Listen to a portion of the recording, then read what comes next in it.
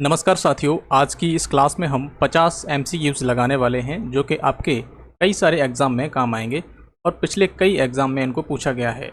ये बहुत ही सिंपल से स्टार्ट करके एक हाई लेवल पर आपको ले जाऊंगा। मतलब इसमें प्रश्नों का जो पैटर्न है वो आपको बेसिक से लेकर एडवांस लेवल तक देखने को मिलेगा।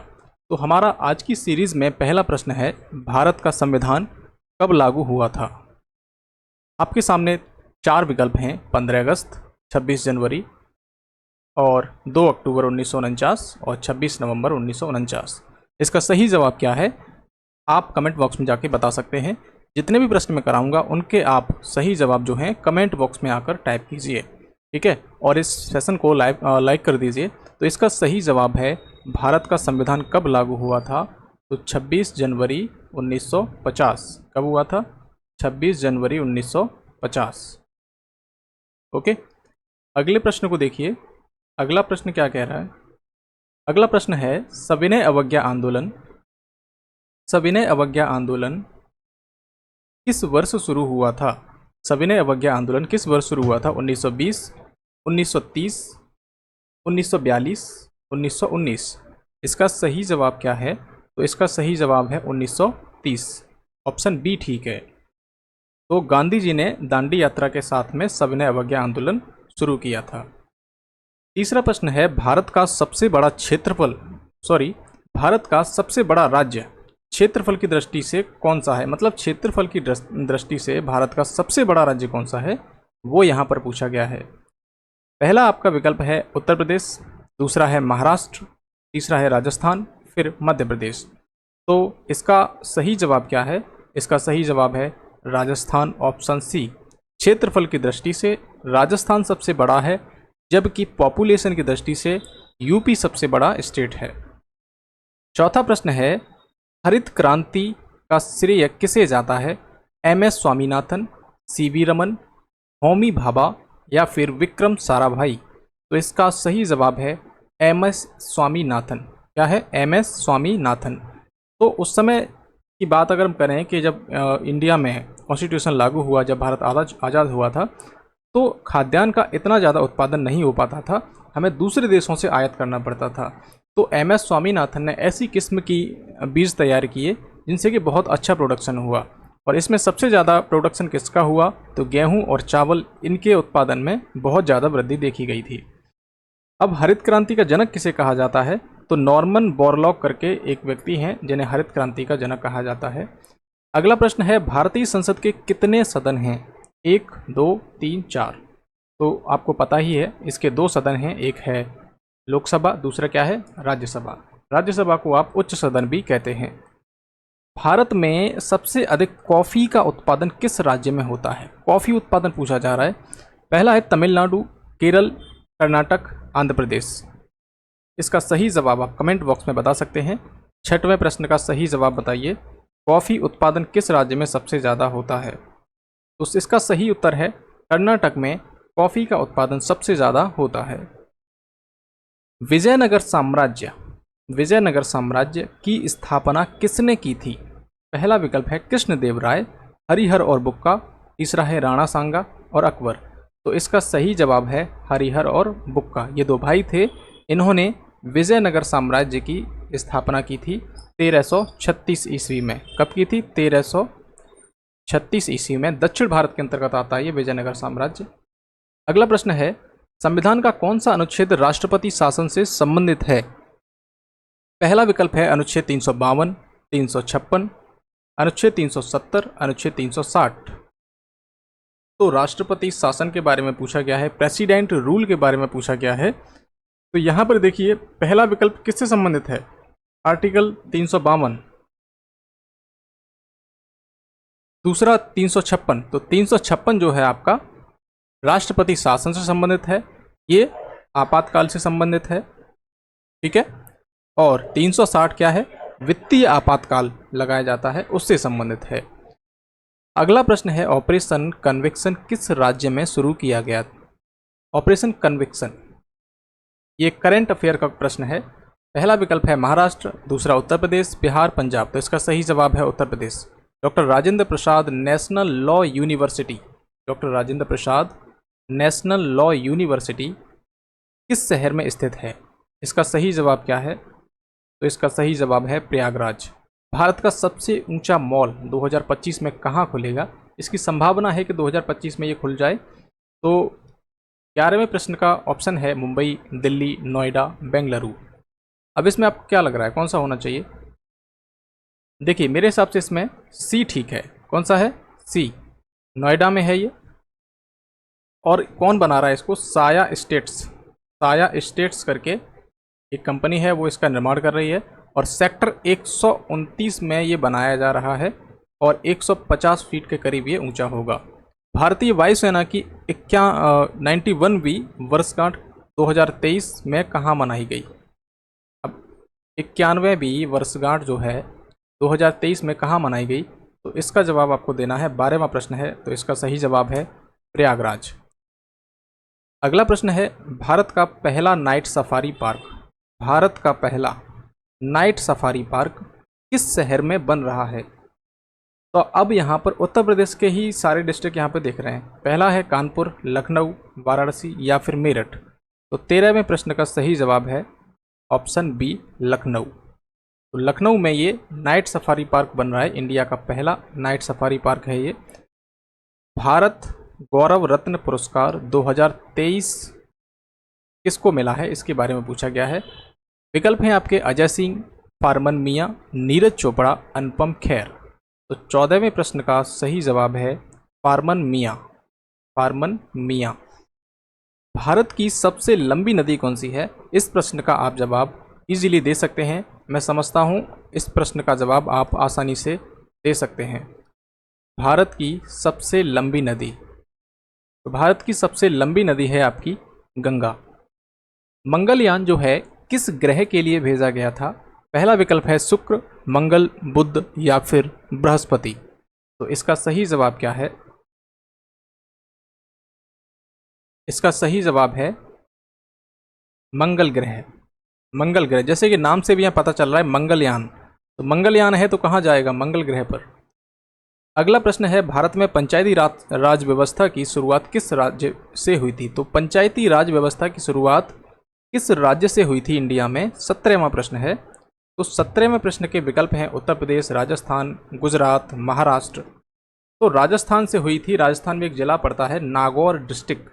यहाँ से 2 अक्टूबर 1959 को 2 अक्टूबर 1959 को पंचायती राज की शुरुआत होती है। तो इसमें सही जवाब कौन सा है? राजस्थान। राजस्थान से पंचायती राज व्यवस्था की शुरुआत होती है। सारनाथ किस धर्म से संबंधित है?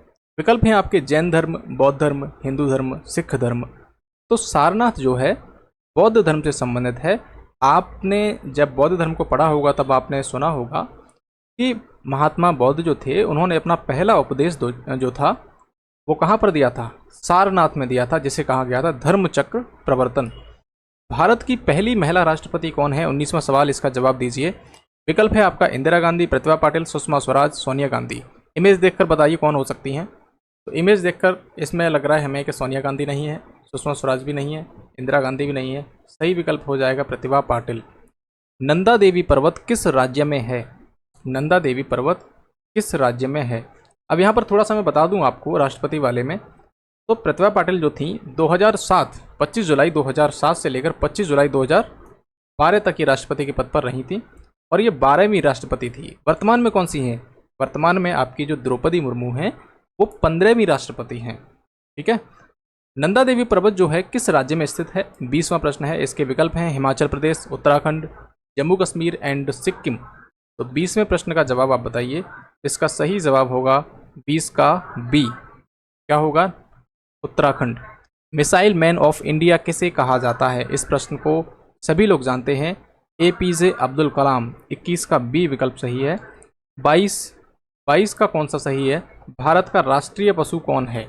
तो भारत का राष्ट्रीय पशु हाथी है, शेर है या फिर बाघ है या फिर हिरन है? इसका सही जवाब क्या है? सी, बाघ। क्या है? सी, रॉयल बंगाल टाइगर, जिसे आप क्या कहते हैं? Royal Bengal tiger. 23वां प्रश्न है, श्वेत क्रांति किससे संबंधित है? जैसे हमने हरित क्रांति पढ़ी थी जो कि खाद्यान्न के उत्पादन से संबंधित थी, वैसे ही हरित क्रांति श्वेत क्रांति किससे संबंधित है, ये प्रश्न पूछ रहा है। तो इसमें विकल्प हैं आपके दुग्ध उत्पादन, गेहूं उत्पादन, कपास उत्पादन, चाय उत्पादन। तो यहाँ पर हम एक विकल्प को एलिमिनेट कर देते हैं, गेहूं से तो नहीं होगी ये, और कपास और दुग्ध उत्पादन में डाउट लगेगा क्योंकि ये दोनों सफ़ेद हैं। ठीक है, तो यहाँ पर हमें एक ऑप्शन तो हटा दिया। अब यहाँ 3 विकल्प हैं, 3 में से जब तक हमें पता नहीं होगा कंफर्म तब तक नहीं लगा सकते हम। तो हमारा इसमें सही उत्तर है दुग्ध उत्पादन से ये संबंधित है। अगला प्रश्न है भारतीय रिजर्व बैंक की स्थापना कब हुई थी, 24वां प्रश्न है। 1935, 1947, 1950, 1965। तो इसका सही उत्तर है 1935 में भारतीय रिजर्व बैंक की स्थापना होती है। 25वां प्रश्न है हर घर तिरंगा अभियान किस वर्ष शुरू किया गया था। तो 25वां प्रश्न के विकल्प हैं 2020, 2021, 2022 और 2023। इसका सही जवाब क्या है, तो इसका सही जवाब है 2022। 26वां प्रश्न है गांधी शांति पुरस्कार किस क्षेत्र में दिया जाता है, विज्ञान, साहित्य, समाज सेवा या फिर खेल के रूप में। तो 26वें प्रश्न का सही जवाब है सामाजिक सेवा। मृदा दिवस से प्रश्न है 27वां, मृदा दिवस कब मनाया जाता है। तो मृदा दिवस जो है 5 जून या फिर 5 दिसंबर या 15 अगस्त या फिर 2 अक्टूबर। इसका सही जवाब क्या है, इसका सही जवाब है 5 दिसंबर। भारत का सबसे बड़ा बंदरगाह कौन सा है। आपके विकल्प हैं कोचीन बंदरगाह, मर्मगांव बंदरगाह, मुंबई बंदरगाह, जवाहरलाल नेहरू पोर्ट। 28वें प्रश्न का उत्तर आप कमेंट बॉक्स में बता सकते हैं। 28वें प्रश्न का सही जवाब है जवाहरलाल नेहरू पोर्ट। जवाहरलाल नेहरू पोर्ट जो कि महाराष्ट्र के अंतर्गत है और इसको नहावा सेवा भी कहते हैं। क्या कहते हैं, नहावा शेवा। मैं यहाँ पर लिख देता हूँ, नहावा शेवा। ठीक है, किसे कहते हैं, जवाहरलाल नेहरू पोर्ट को, और ये महाराष्ट्र के अंतर्गत है। राष्ट्रपति को हटाने की प्रक्रिया क्या कहलाती है, महाभियोग, प्रतिनियुक्ति, अविश्वास या फिर त्यागपत्र। तो हटाने की प्रक्रिया एकमात्र है हमारे उसमें, तो वो है महाभियोग। किसमें है, संविधान के अंतर्गत। पुलित्जर पुरस्कार किस क्षेत्र में दिया जाता है, पत्रकारिता, पर्यावरण संरक्षण, नागरिक विमानन, ओलंपिक खेल। 30वें प्रश्न का सही जवाब क्या है, तो 30वें प्रश्न का सही जवाब है ए, पत्रकारिता के अंतर्गत पुलित्जर अवार्ड दिया जाता है। तो ये कौन देता है, कोलंबिया विश्वविद्यालय इसको प्रदान करता है। इंडिया के फर्स्ट पर्सन कौन थे जिन्हें ये पुरस्कार मिला था, तो वो थे आपके गोविंद बिहारी लाल। 31वां प्रश्न है भारत की सबसे लंबी सुरंग कौन सी है, रोहतांग टनल, चेनानी नासरी टनल, जवाहर सुरंग या फिर कोंकण टनल। तो 31वें प्रश्न का सही जवाब है चेनानी नासरी टनल। अब यहाँ पर कुछ बच्चे ये कहेंगे कि रोहतांग टनल जो है वो सबसे लंबी है, लेकिन इसमें एक देखिए, रोहतांग टनल जो है आपकी वो है आपकी 9.02 किलोमीटर, जबकि चेनानी नासरी टनल जो है 9.28 किलोमीटर है। ठीक है, ये कहाँ पर है आपकी J&K, जम्मू एंड कश्मीर में नेशनल हाईवे 44 पर आपको चेनानी नासरी टनल दिखेगी। अगला प्रश्न है सतीश धवन अंतरिक्ष केंद्र कहाँ पर स्थित है। इसका विकल्प है श्रीहरिकोटा, तिरुवनंतपुरम, मुंबई या फिर बेंगलुरु। 32 का सही उत्तर है श्रीहरिकोटा। काजीरंगा राष्ट्रीय उद्यान किस राज्य में स्थित है। पहला विकल्प है पश्चिम बंगाल, असम, उड़ीसा या फिर झारखंड। इसका सही जवाब है असम। भारत का राष्ट्रीय फूल कौन सा है, तो राष्ट्रीय फूल कौन सा है, गुलाब, कमल, सूरजमुखी या फिर चमेली। इसका सही उत्तर है कमल। सुप्रीम कोर्ट का मुख्यालय कहाँ पर है, ये सभी को पता ही होगा, कहाँ पर है, दिल्ली में। सुप्रीम कोर्ट एकमात्र है इंडिया में, वो कहाँ पर है, दिल्ली में है। ब्रह्मोस किस प्रकार की मिसाइल है, बैलिस्टिक, क्रूज, एंटी टैंक या फिर एंटी एयरक्राफ्ट। तो ये क्रूज मिसाइल है। कैसी मिसाइल है, क्रूज मिसाइल है। सांभर झील किस राज्य में स्थित है, गुजरात, राजस्थान, उत्तर प्रदेश, मध्य प्रदेश। इसका सही जवाब है राजस्थान। सौर ऊर्जा संयंत्र, सौर ऊर्जा का सबसे बड़ा संयंत्र भारत में कहाँ पर है। 38वां प्रश्न है, पहला विकल्प है कर्नाटक, राजस्थान, गुजरात या फिर तमिलनाडु। 38वें प्रश्न का सही जवाब है राजस्थान। क्या है, राजस्थान। कुंभ मेला कितने वर्षों में एक बार लगता है? तो 12 वर्षों में एक बार ये कुंभ मेला लगा था, अभी हाल ही में आपने देखा होगा। 40वां सवाल है, इंडियन नेशनल कांग्रेस की स्थापना कब हुई थी? भारतीय राष्ट्रीय कांग्रेस की स्थापना कब हुई थी? 1857, इस समय तो विद्रोह हुआ था, इस समय नहीं हुई थी। 1885, इस समय हुई थी। 1905, 1942, ये भी आपको ध्यान रखना, ये डेट बहुत ही इंपॉर्टेंट हैं चारों। अब ये चारों डेट क्यों इंपॉर्टेंट हैं? आप जब मॉडर्न हिस्ट्री पढ़ेंगे तब इन डेट्स के बारे में चर्चा की गई है। आपने अगर मॉडर्न हिस्ट्री की क्लास नहीं की है तो इस चैनल पर मैंने पूरी की पूरी मॉडर्न हिस्ट्री की क्लास डाली हुई हैं, वो आप वहाँ जाकर देख सकते हैं। अगला प्रश्न है, पंचशील समझौता किस किस के बीच हुआ था? भारत चीन, भारत पाकिस्तान, भारत नेपाल या फिर भारत श्रीलंका? पंचशील समझौता से प्रश्न है 41वां। तो यहाँ पर देखिए, भारत चीन के बीच में पंचशील समझौता होता है। क्या होता है? पंचशील समझौता। कब हुआ था ये? 1954 में। कब हुआ था? 1954 में। सुपोषण अभियान किससे संबंधित है? अब जैसा कि नाम से ही स्पष्ट है यहाँ पर सुपोषण अभियान, तो शिक्षा, स्वास्थ्य, पोषण, रोजगार, तो सबसे इंपॉर्टेंट इसमें है पोषण, तो यही इसका ठीक आंसर है। 43वां प्रश्न है, संसद भवन का डिजाइन किसने बनाया था? Edwin Lutyens, Charles Korea, Herbert baker या फिर ए और सी दोनों, या फिर ये दोनों हैं, या फिर ये इनमें से कोई है? तो यहाँ पर सही विकल्प है आपका डी, एडविन लुटियंस और हर्बर्ट बेकर। अगला प्रश्न है, राष्ट्रीय आय, नेशनल इनकम जो है आपकी, उसका आकलन कौन करता है? RBI, NSSO, CSO, NSO? इसका सही जवाब है एनएसओ। पहले ये करता था, जबकि अब इन दोनों को मिलाकर क्या बना दिया गया है? एनएसओ बना दिया गया है। कृष्णा नदी किस समुद्र में गिरती है? बंगाल की खाड़ी, अरब सागर, लाल सागर या फिर भूमध्य सागर? 45वें प्रश्न का आप जवाब दीजिए। 45वें प्रश्न का सही जवाब है बंगाल की खाड़ी। अंतरिक्ष में जाने वाली पहली भारतीय महिला कौन थी? कल्पना चावला, सुनीता विलियम्स, प्रतिभा पाटिल नहीं होंगी क्योंकि ये हमारे देश की राष्ट्रपति थी, न कि ये अंतरिक्ष यात्री। किरण बेदी भी नहीं है क्योंकि ये पहली महिला आईपीएस थी। तो यहाँ पर दो ऑप्शन है, कल्पना चावला और सुनीता विलियम्स। इसमें सही जवाब है आपका 46 का ए, कल्पना चावला। राष्ट्रीय विज्ञान दिवस कब मनाया जाता है? 28 फरवरी, 5 जून, 14 नवंबर या फिर 15 अगस्त? 47वें प्रश्न का सही जवाब है 28 फरवरी। राज्यसभा के सदस्यों का कार्यकाल कितने वर्षों का होता है? जनरली आपने देखा होगा, लोकसभा में 5 साल के लिए जो सांसद हैं वो चुने जाते हैं, लेकिन राज्यसभा के अंतर्गत इनका जो कार्यकाल होता है 6 वर्ष तक का होता है। माउंट एवरेस्ट की ऊंचाई कितनी है?